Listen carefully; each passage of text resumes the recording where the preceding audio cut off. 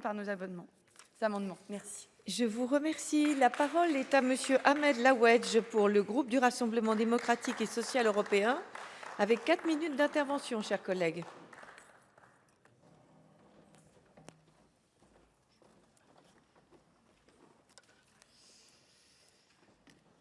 Madame la présidente, mesdames et messieurs les ministres, monsieur le président, madame la rapporteure, chers collègues, en Seine-Saint-Denis, l'un des départements le plus jeune de France, les écrans sont omniprésents dès la petite enfance, non pas par choix, mais par nécessité, par contrainte sociale et parfois par manque d'alternatives.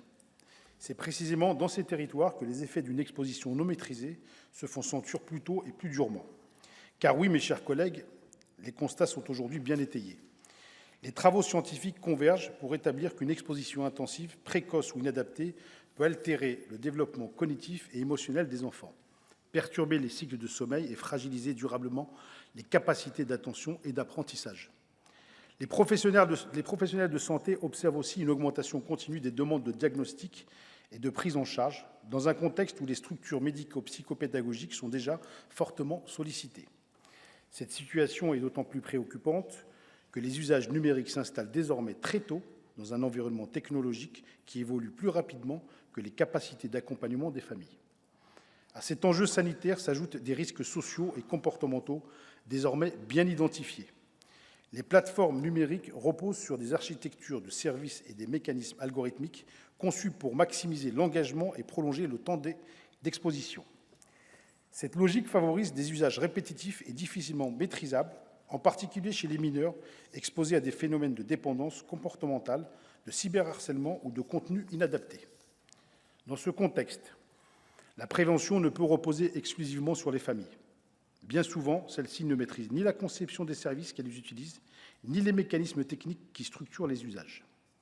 Les outils de contrôle parental existants, bien qu'utiles, demeurent hétérogènes, contournables et souvent mal adaptés à l'âge ou à la maturité des enfants. Une réponse fondée uniquement sur la responsabilité individuelle revient à laisser les familles seules face à des acteurs économiques puissants.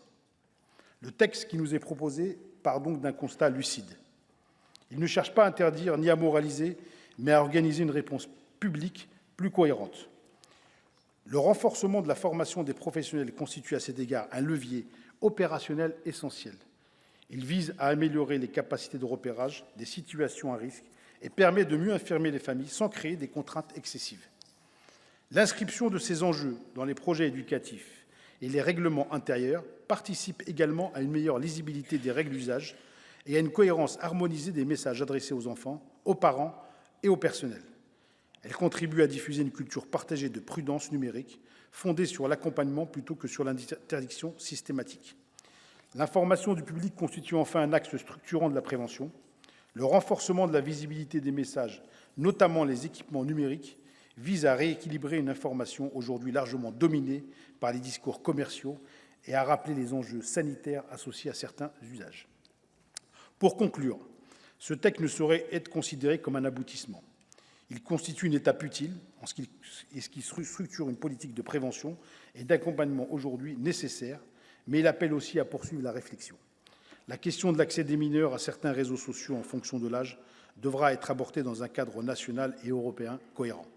Nous voulons que la prévention ne reste pas cantonnée à l'accompagnement des familles, mais interroge aussi les conditions mêmes de l'offre numérique. C'est dans cet esprit de continuité et de responsabilité que le groupe RDSE s'exprimera en faveur de ce texte. Je vous remercie.